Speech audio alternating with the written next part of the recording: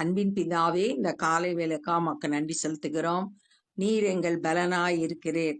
ஆண்டவரே, நீர் எங்கள் கோட்டையாய் இருக்கிறீர். அதற்காய் ஸ்தோத்திரம். உம்முடைய பாதுகாப்புக்காய் நன்றி செலுத்துகிறோம். நீங்க கொடுத்திருக்கிற பலத்துக்காய் நன்றி செலுத்துகிறோம். ஆண்டவரே, நீங்கள் என்னிலும் என் வார்த்தை உங்களிலும் நிலைத்திருந்தால் நீங்கள் கேட்டுக்கொள்வது எதுவோ அது உங்களுக்கு செய்யப்படும் என்று சொல்லியிருக்கிறீர். ஆண்டவரே, நாங்கள் உம்மில் நிலைத்திருக்கணும். உடைய வார்த்தைகள் எங்களில் நிலைத்திருந்து பலன் தரணும். ஆவியானவர் எங்களோடு இடைப்படும்படியாய் செபிக்கிறோம். நேசிக்கிற இயேசு கிறிஸ்துவின் இனிய நாமத்தில் கேட்கிறோம் பிதாவே, ஆமென். நியாயாதிபதிகள் 18வது அதிகாரம். அந்நாட்களில் இஸ்ரவேலில் ராஜா இல்லை. நம்ம ஏற்கனவே முந்தின அதிகாரத்துல 6வது வசனத்துல பார்த்தோம். இஸ்ரவேலிலே ராஜா இல்லை, அவனவன் தன் தன் பார்வைக்கு சரி போனபடி செய்து வந்தான்னு. இஷ்டம் போல வாழ்ந்து வந்தாங்க. ஏன்னா அவங்கள வழி நடத்தி செல்றதுக்கு ராஜா இல்ல. தான் கோத்திரத்தார் குடியிருக்கிறதற்கு தங்களுக்கு சுதந்திரம் தேடினார்கள். அந்நாள் வரைக்கும் அவர்களுக்கு இஸ்ரவேல் கோத்திரங்கள் நடுவே போந்த சுதந்திரம் கிடைக்கவில்லை. இந்த தான் கோத்திரத்திற்கு யோசுவா நாட்கள்ல எல்லாருக்கும் பங்கிட்டு கொடுக்கும்போது இவங்களுக்கும் பங்கிட்டு கொடுத்தாங்க. யோசுவா 19வது அதிகாரம் 40ல இருந்து 47 வசனம் வரைக்கும் அவங்களுக்கு எந்தெந்த பகுதி பங்கிட்டு கொடுக்கப்பட்டதுன்னு போட்டிருக்கு. ஆனா அவங்களால அந்த பகுதியை சுதந்திரிக்க முடியல. நியாயாதிபதிகள் 1வது அதிகாரம் 34, 35 ஆகிய வசனங்களில எமோரியர் இவங்களை சுதந்திரிக்க விடல அப்படின்னு சொல்லிட்டு சொல்லப்பட்டிருக்கு. அதனால இவங்களுக்கு போதுமான இடம் இல்லாம இருக்கு. ஆகையால் தேசத்தை உளவு பார்த்து வரும்படி தான் புத்திரர் தங்கள் கோத்திரத்திலே பலத்த மனுஷராகிய 5 பேரை தங்கள் எல்லைகளில் இருக்கிற சோராவிலும் எஸ்தவோலிலும் இருந்து அனுப்பி, அவங்க இருந்த இடம் சோராவிலும் எஸ்தவோலிலும் இருந்து 5 பேரை தேர்ந்தெடுத்து அனுப்புறாங்க. அவங்க பலத்த மனுஷர் அப்படின்னு போட்டிருக்கு. ஏபிள் மென் அப்படின்னு சொல்லிட்டு இங்கிலீஷ் பைபிள்ல போட்டிருக்கு. தகுதியான ஆட்களை 5 பேரை செலக்ட் பண்ணி அனுப்புறாங்க. நீங்கள் போய் தேசத்தை ஆராய்ந்து பார்த்து வாருங்கள் என்று அவர்களுடனே சொன்னார்கள். எதுக்கு அனுப்பி வைக்கிறாங்கன்னா, போய் தேசத்தை எது நமக்கு சரியா இருக்கும்னு ஆராய்ந்து பார்க்க சொல்லி அனுப்பி வைக்கிறாங்க. அவர்கள் எப்பிராயிம் மலை தேசத்தில் இருக்கிற மீகாவின் வீடு மட்டும் போய் அங்கே தங்கினார்கள். முந்தின அதிகாரத்துல இந்த மீகாவை குறிச்சு வாசித்தோம். அவன் தன்னோட வீட்டுல விக்கிரகத்தை வச்சு வழிபட்டு வந்தான் அப்படின்னு சொல்லிட்டு அந்த மனுஷனை குறித்து, மீகாவை குறித்து வாசிக்கிறோம். அவனோட வீட்டிலே ஒரு ஆசாரியனை வைத்திருந்தான் அப்படின்னு சொல்லிட்டு நம்ம முந்தின அதிகாரத்துல பார்த்தோம். அந்த மீகாவோட வீட்டுக்கு தங்குறாங்க. அங்க ராத்திரி மட்டும் தங்குறாங்க. அந்த 5 பேரும் அங்கே தங்கினார்கள். அவர்கள் மீகாவின் வீட்டண்டையில் இருக்கையில் லேவியனான வாலிபனுடைய சத்தத்தை அறிந்து அங்கே அவனிடத்தில் போய், உன்னை இங்கே அழைத்து வந்தது யார்? இவ்விடத்தில் என்ன செய்கிறாய்? உனக்கு இங்கே இருக்கிறது என்ன என்று அவனிடத்தில் கேட்டார்கள். வந்த 5 பேரும் நல்ல தெளிவான ஆட்கள். கண்டுபிடிச்சிட்டாங்க. அந்த வீட்டுல ஒரு ஆசாரியன் இருக்கான். அவனோட சத்தத்தை அறிந்து அவன்கிட்ட போய் கேக்குறான். போய் உன்னை யார் இங்க கூட்டிட்டு வந்தா? இங்க என்ன செய்யற? உனக்கு இங்க என்ன இருக்கு? எல்லாம் கேக்குறாங்க, விவரமா கேக்குறாங்க. அதற்கு அவன், இன்னபடி மீகா எனக்கு செய்தான். என்னெல்லாம் செய்கிறேன்? ஏற்கனவே முந்தின அதிகாரத்துல பார்த்தோம். 10 வெள்ளிக்காசு, மாற்று வஸ்திரம், உனக்கு வேண்டிய ஆகாரம் எல்லாம் கொடுப்பேன், நீ எனக்கு தகப்பனும் ஆசாரியனாய் இருக்கணும் அப்படின்னு சொல்லிட்டு சொன்னத 17வது அதிகாரம் 10வது வசனத்துல நம்ம பார்க்கலாம். அதையே இவன் சொல்றான், எனக்கு சம்பளம் பொருந்தினான், அவனுக்கு ஆசாரியன் ஆனேன் என்றான். என்னைய வேலைக்கு வச்சிருக்கான் அப்படின்னு சொல்லிட்டு தெளிவா ஏன் இங்க இருக்கோம், என்ன செய்யறான் எல்லாத்தையும் சொல்லிடுறான். அப்பொழுது அவர்கள் அவனை நோக்கி, எங்கள் பிரயாணம் அனுகூலமாய் முடியுமா என்று நாங்கள் அறியும்படி தேவனிடத்தில் கேள் என்றார்கள். ஆசாரியனுடைய வேலை தேவனோட கேட்டு ஜனங்களுக்கு பதில் சொல்ல வேண்டியது. அந்த வேலையை செய்யும்படியா நாங்க போற பிரயாணம் எங்களுக்கு அனுகூலமா சரியா இருக்குமா அப்படின்னு சொல்லிட்டு கேட்கிறான். அவர்களுக்கு அந்த ஆசாரியன், சமாதானத்தோட போங்கள், உங்கள் பிரயாணம் கர்த்தருக்கு ஏற்றது என்றார். நீங்க போற காரியம் வாய்க்கும், கர்த்தர் ஏற்றது அப்படின்னு சொல்லிட்டு அந்த ஆசாரியன் சொல்றான். அப்பொழுது அந்த 5 மனுஷரும் புறப்பட்டு லாயீசுக்கு போய் அதில் குடியிருக்கிற ஜனங்கள் சீதோனியருடைய வழக்கத்தின்படியே பயம் இல்லாமல் அமெரிக்கையும் சுகமாய் இருக்கிறதையும், தேசத்திலே அவர்களை அடக்கி ஆள யாதொரு அதிகாரியும் இல்லை என்பதையும், அவர்கள் சீதோனியருக்கு தூரமானவர்கள் என்பதையும், அவர்களுக்கு ஒருவரோடும் கவை காரியம் இல்லை என்பதையும் கண்டு. இப்ப இந்த 5 பேரும் போய் தேசத்தை சுத்தி பாக்குறாங்க. அப்ப லாயீஸ்ன்ற இடத்துக்கு வர்றாங்க. அங்க சீதோனியருடைய வழக்கத்தின்படியே இவங்க சீதோனியர் யார் அப்படின்னு சொல்லிட்டு பார்த்தோம்னா, யோசுவாவின் புஸ்தகம் 13வது அதிகாரம் 4வது வசனத்துல கர்த்தர் பேசும்போது இந்த சீதோனியரை துரத்தி அந்த தேசத்தை சுதந்திரமாக்கணும்னு சொல்லியிருக்காரு. அந்த சீதோமியருடைய வழக்கத்தின்படி இந்த லாயீஸ்ல இருக்கிறவங்க பயம் இல்லாம இருக்காங்க, அமைதியா இருக்காங்க, சுகமா இருக்கிறாங்க. அவங்களுக்கு அதிகாரி ஆளுகை செய்யறதுக்கு அதிகாரி கிடையாது. ஆனா சீதோனியருக்கு தூரமா இருக்காங்க. யாரும் இவங்களுக்கு எந்த கனெக்ஷனும் கிடையாது. மற்றவங்களோடு யாரும் இவங்க கூப்பிட்டா உதவிக்கு வரக்கூடிய ஆட்கள் இல்ல. எல்லா விவரத்தையும் சேகரிச்சுட்டாங்க. சோராவிலும் எஸ்தவோலிலும் இருக்கிற தங்கள் சகோதரரிடத்தில் திரும்பி வந்தார்கள். அங்கிருந்துதான் அனுப்பப்பட்டாங்க இந்த 5 பேரும். அவங்க திரும்ப தங்களுடைய இடத்துக்கு அவர்கள், சகோதரர், நீங்கள் கொண்டு வருகிற செய்தி என்ன என்று அவர்களை கேட்டார்கள்.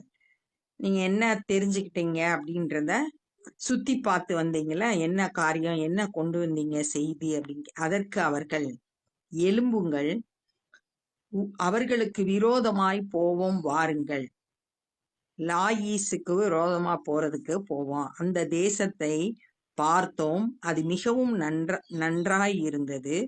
நீங்கள் சும்மா இருப்பீர்களோ? அந்த தேசத்தை சுதந்திரித்து கொள்ளும்படி புறப்பட்டு போக அசதியாயிராதீங்க. சும்மா இருந்துராதீங்க. வேகமா போய் அந்த தேசத்தை நம்ம சீக்கிரமா சுதந்திரிக்கணும்.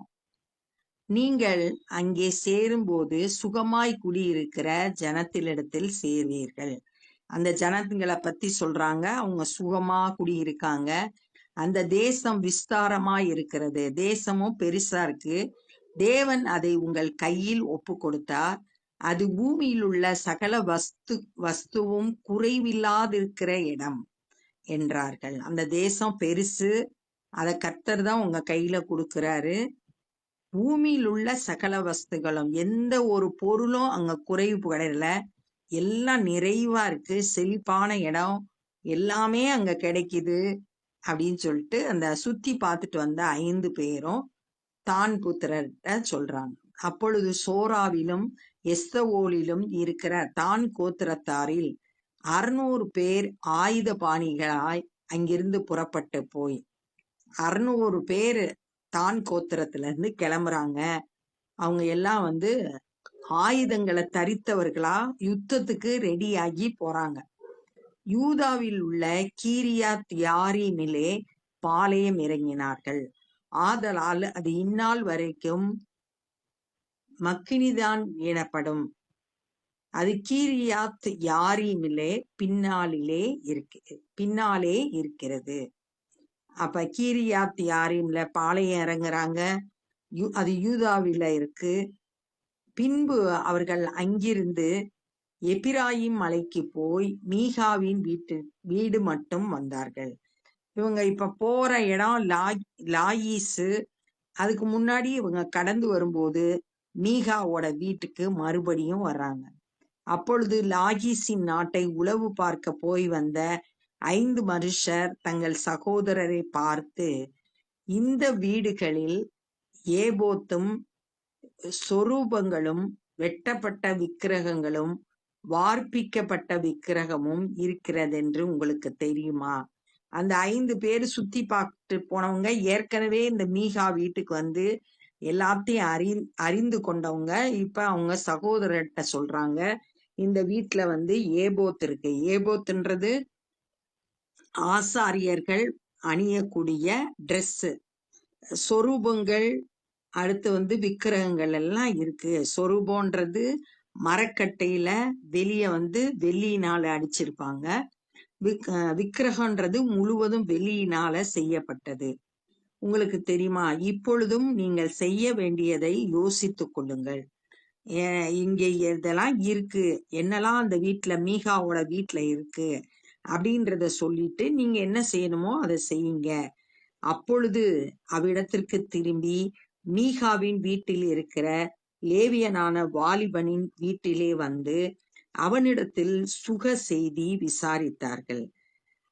மீகாவோட வீட்டுக்கு வராங்க. அந்த வீட்டுல அந்த லேவியனான வாலிபனோட வீட்டுல வந்து அவன் இருக்கிற இடத்துல வந்து அவனோட சுக செய்திய விசாரிக்கிறாங்க. அவனை பத்தி விசாரிக்கிறாங்க. நல்லா இருக்கானா அப்படின்றத விசாரித்துக்கிறாங்க அப்படின்றத பார்த்தோம். அப்ப இந்த நாள்ல என்ன கற்றுக்கொண்டோம்னா, இஸ்ரவேல்ல ராஜா இல்ல, அதனால இஷ்டம் போல வாழ்ந்து வந்தாங்க. தான் கோத்திரத்துக்கு போதுமான இடம் இல்ல, அதனால அவங்க தங்களுக்குள்ள 5 மனிதர்களை தெரிந்தெடுத்து தேசத்தை சுத்தி பார்த்து எது வந்து சரியா இருக்கும்னு கண்டுபிடிச்சிட்டு வர சொல்லி அனுப்பி விடுறாங்க. அந்த 5 பேரும் நேரா மீகாவோட வீட்டுக்கு வர்றாங்க. அந்த வீட்டுல லேவியனோட சத்தத்தை கேட்டு அவனை கூப்பிட்டு, இங்க உனக்கு என்ன வேலை, என்ன செய்யற எல்லாம் விசாரிக்கிறாங்க. அவனும் என்ன செய்ய, எனக்கு சம்பளம் கொடுக்கறாரு, நான் இங்க ஆசாரியனா இருக்கிறேன் அப்படின்னு சொன்னா. அடுத்து அவங்க கேக்குறாங்க, எங்களோட பிரயாணம் வந்து வெற்றி பெறுமான்னு கேக்கிட்ட உடனே, நீங்க போங்க, உங்க பிரயாணம் கர்த்தருக்கு ஏற்றது அப்படின்னு அந்த லேவியன் சொன்னா. 5 பேரும் லாகீஸ்க்கு போறாங்க. அங்க போனா அந்த பட்டணம் வந்து ரொம்ப சமாதானமா இருக்கு, பயம் இல்லாம ஜனங்கள் சுகமா இருக்காங்க. அங்க அதிகாரி கிடையாது ஆளுகை செய்யறதுக்கு. சீதோனியருக்கு இவங்க தூரமா இருக்காங்க, இவங்க யாரு இவங்களுக்கு உதவி செய்யறதுக்கு ஆள் இல்ல அப்படின்ற தகவலை தெரிஞ்சிட்டு தங்களோட தான் கோத்திரத்துல இருக்கிற மற்றவங்கள்ட்ட வந்து சொல்றதுக்கு வந்துட்டாங்க. அப்ப வந்து சீக்கிரமா நீங்க கிளம்பி யுத்தத்துக்கு போங்க, அந்த தேசத்தை கர்த்தர் உங்க கையில ஒப்பு கொடுப்பாரு, அந்த தேசத்துல எந்த ஒரு பொருளும் குறைவு கிடையாது, நிறைவா இருக்கு எல்லாம் சொன்ன உடனே 600 பேர் தான் கோத்திரத்துல இருந்து போர் ஆயுதங்களை தரித்து கொண்டு யுத்தத்துக்கு புறப்பட்டு போனாங்க. அவங்க யூதாவில இருக்கிற கீரியாத் யாரீம்ல பாளையம் இறங்கினாங்க. அவங்க மீகாவோட வீட்டுக்கு வந்தப்ப ஏற்கனவே போன 5 பேரும் சொல்றாங்க, இந்த வீட்டுல ஏபோத் இருக்கு, சொரூபம் இருக்கு, விக்கிரகம் இருக்கு அப்படின்னு சொல்லிட்டு நீங்க என்ன செய்யணும்ன்றத யோசித்துக்கோங்க அப்படின்னு சொல்லிட்டு சொல்றாங்க. எல்லாம் மீகா வீட்டுக்கு போய் அந்த லேவியனை பார்த்து அவனை விசாரிக்கிறாங்க அப்படின்றத பார்த்தோம். முந்தின அதிகாரத்துல மீகா வழி தவறி கர்த்தரை விட்டு அந்நிய தெய்வத்தை, சொரூபங்களை, விக்கிரகங்களை வழிபட்டதை பார்த்தோம். இப்ப இந்த அதிகாரத்துல ஒரு கோத்திரமே கர்த்தரை விட்டு வழி விலகி செல்றத நம்ம பார்க்கிறோம். இவங்க அந்த விக்கிரகத்தை, சொரூபங்களை எடுத்துட்டு வந்து தங்களோட தேசத்துல வச்சு தீட்டுப்பட போறாங்க. அதைத்தான் இந்த அதிகாரத்துல நம்ம பார்க்கிறோம். நம்மளும் ஆண்டவருக்கு பிரியமில்லாத எந்த ஒரு காரியத்துக்கும் இடம் கொடுக்க கூடாது. கர்த்தருக்கு பயப்படுற பயத்தோட ஆண்டவர் சொல்றது வார்த்தைக்கு கீழ்ப்படுகிறவங்களா இருந்தோன்னா சமாதானத்தோடு, சந்தோஷத்தோடு, நிறைவான ஆசீர்வாதங்களோடு நம்மளும் வாழ முடியும் அப்படின்றத இந்த நாள்ல கற்றுக்கொண்டோம். இப்ப நம்ம ஜெபம் பண்ண போறோம். அன்பின் பிதாவே, இந்த நாள்ல நாங்க கற்றுக்கொண்ட அந்த வேத பகுதிக்காய் நன்றி செலுத்துகிறோம். நீர் நல்லவர்.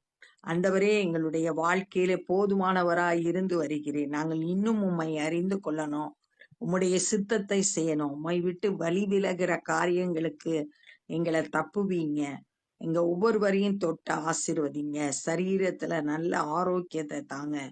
இந்த நாள்ல சுவிசேஷ பணி செய்கிற ஒவ்வொருவரையும் உம்முடைய வல்லமையினாலும் உம்முடைய வரங்களாலும் நிரப்பி பயன்படுத்துங்க.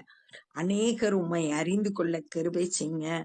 நாங்களும் தேவனுடைய ராஜ்ய பணியில எங்களால் இயன்றதை செய்ய எங்களை ஒப்பு கொடுக்கிறோம். நேசிக்கிற இயேசு கிறிஸ்துவின் இனிய நாமத்தில் கேட்கிறோம் பிதாவே, ஆமென். என் ஆத்துமாவே கர்த்தரை ஸ்தோத்திரி, என் முழு உலமே பரிசுத்த நாமத்தை ஸ்தோத்திரி. என் ஆத்துமாவே கர்த்தரை ஸ்தோத்திரி, கர்த்தர் செய்த சகல உபகாரங்களை மறவாதே. ஆமென். God bless you.